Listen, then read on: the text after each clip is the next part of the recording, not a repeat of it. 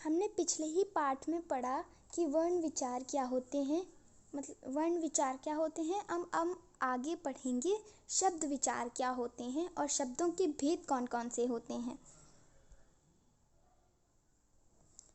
वर्णों के सार्थक समूह को शब्द कहते हैं। सबसे पहले इन्हें जानने से पहले हम कुछ प्रयोग भी करके देख लेते हैं। जैसे जिस प्रकार से खिलौने बिखरे हुए हमें मिलते हैं, उनकी अलग अलग पुर्जे होते हैं, हम उन्हें जोड़कर एक बड़ा खिलौना बनाते हैं। जैसे हम रेलगाड़ियों के डिब्बे की बात कर लें, हम इसे जोड़ के एक पूरी रेलगाड़ी बनाते हैं। उसी तरह हम लोग वर्णों या स्वरों को जोड़कर एक शब्द बनाते हैं। मतलब हम लोग अगर बात करें, जैसे हम देख रहे हैं कमल और ये बादल, जैसे उपर्युक्त जो कमल और बादल हैं कुछ वर्णों के व्यवस्थित मेल से बने हैं। इन समूहों का एक अर्थ है, पर जैसे हम शब्द बनाए दबला, लमक, इन शब्दों का कोई अर्थ नहीं बन रहा है, तो ये शब्द नहीं कहलाते हैं। जिन शब्दों को जोड़कर हम बनाते हैं और उनका अर्थ होता है, उन्हें शब्द कहते हैं। और जिन शब्दों का अर्थ नहीं बनता है, उन्हें हम शब्द नहीं कह सकते। तो वर्णों के हमारे सार्थक समूह को, मतलब जिनका कोई अर्थ हो, उन्हें हम लोग शब्द कहते हैं। अब हम बात करते हैं शब्दों के भेद के बारे में। सबसे पहला हमारा जो भेद है वो अर्थ के आधार पर है। अर्थ के आधार पर शब्द के भेद। अर्थ के आधार पर हमारे दो भेद होते हैं।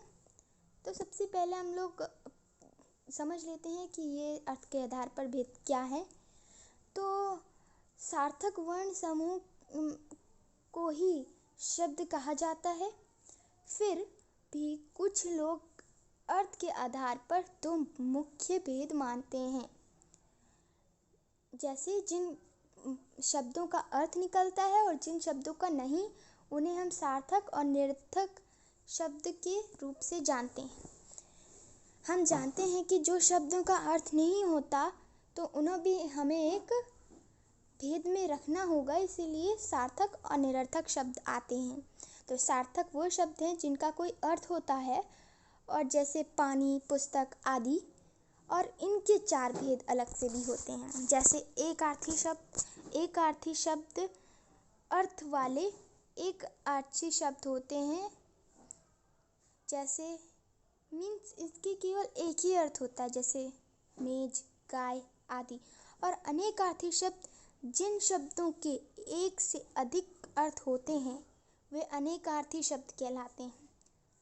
और समानार्थी शब्द जिन शब्दों के अर्थ समान होते हैं, जैसे भूमि, भू, धरा, धरती। जैसे भूमि, भू, ये सब एक ही अर्थ, किसी एक शब्द का अर्थ है और किसी एक ही इसका मतलब भी एक ही होता है। तो मतलब ये समानार्थी या पर्यायवाची शब्द कहलाते हैं। विपरीतार्थक शब्द जो शब्द दूसरे शब्दों के विपरीत या उल्टा अर्थ बताते हैं, जैसे रात दिन, अच्छा बुरा। इससे हम लोग कई वाक्य भी बनाते हैं, जैसे दुनिया में 24 घंटे की दिन और रात होती हैं आदि। अब हम बात करते हैं निरर्थक शब्द में। जैसे मैंने आपको बता ही दिया था कि निरर्थक शब्द वो शब्द होते हैं जिनका कोई अर्थ नहीं बनता। जैसे बोलते हैं वाणी, पुस्तक, साय। इन शब्द का कोई अर्थ नहीं बन रहा है, लेकिन ये शब्द हैं पर इनका कोई अर्थ नहीं है, लेकिन सार्थक शब्द नहीं है, निरर्थक शब्द में आता है। अब बात करते हैं रचना या बनावट के आधार पर शब्द के भेद। इनमें कुल 3 भेद होते हैं, मतलब कि रचना या बनावट के आधार पर भी 3 भेद होते हैं, जो हैं मूल या ऋण शब्द, यौगिक शब्द और योग ऋण शब्द। अब बात करते हैं ऋण शब्द के बारे में। जिन शब्दों के टुकड़े नहीं किए जा सकते और जो परंपरा से किसी विशेष अर्थ के लिए प्रयुक्त होते हैं उन्हें ऋण शब्द कहते हैं। जैसे मैंने पहले इसी में लिखा हुआ है, घर, फल, सड़क और पेड़। इसके आप अगर टुकड़े कर दें तो इनका अलग अलग टुकड़े करने के बाद हमारा कोई अर्थ नहीं बन रहा है, तो ये हमारे हुए ऋण शब्द। अब यौगिक शब्द वो शब्द हैं जो मूल शब्द में अन्य शब्द या शब्दांश को जोड़ने से बनते हैं, अर्थात जो शब्द दो या दो से अधिक शब्दों को मिलाकर या जोड़कर बनते हैं उन्हें हम यौगिक शब्द कहते हैं। जैसे अप प्लस मान, जिसका अर्थ है अपमान। ऐसे और भी हैं, जैसे राज प्लस कुमार, राजकुमार, रसोई प्लस घर, रसोई घर आदि। अब हम बात करते हैं योग ऋण शब्द की। योग ऋण शब्द वो शब्द हैं कि एक ही अर्थ में ऋण हो जाते हैं और वे योग ऋण कहलाते हैं। मतलब हमारे जो ऋण शब्द हैं, इसका मतलब है हमारा एक जो शब्द है वो एक अर्थ वाला है और एक हमारा जो अलग से शब्द हम जोड़ते हैं वो ऋण शब्द हैं। उसके टुकड़े नहीं किए जा सकते, उनका एक कोई सही अर्थ नहीं है। तो जैसे मैंने लिखा है जलज, तो इसका हमारा जलज ये एक ऋण शब्द है।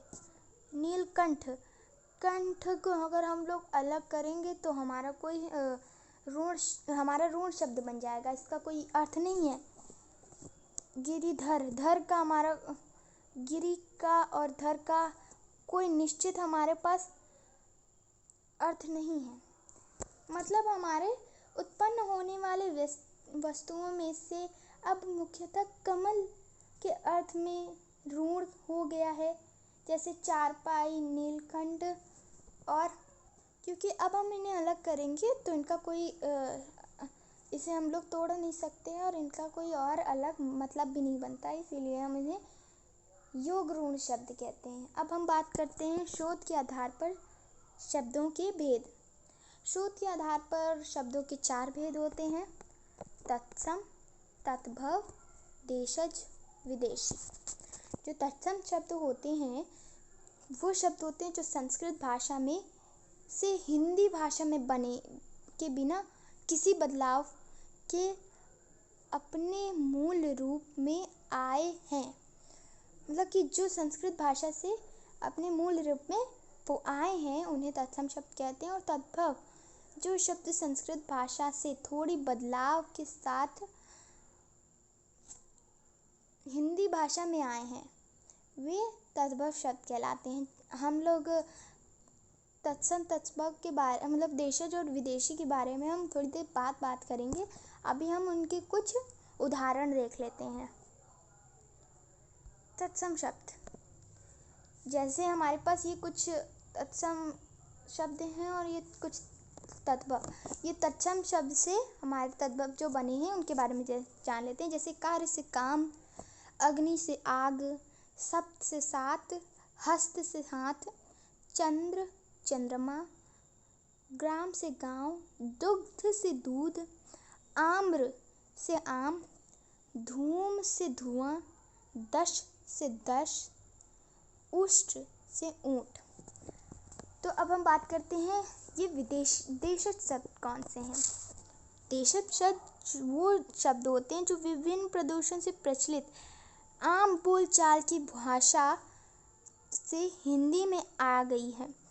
जैसे खिड़की, चुन्नी, खटिया, लोटी। मतलब हम लोग इन्हें ऐसे ही प्रयोग करने लगे थे जो अब हम हमारी आम भाषा में आ चुकी है, वो देशज शब्द कहलाते हैं। और विदेशी शब्द, जो शब्द भाषाओं से विदेशी भाषाओं से, जैसे हम कह सकते हैं पहले अंग्रेज़ी, अरबी, फारसी आदि से हमारे हिंदी भाषा के रूप में प्रयोग किए जा रहे हैं। जैसे पेन, कार, बैंक, वकील आदि।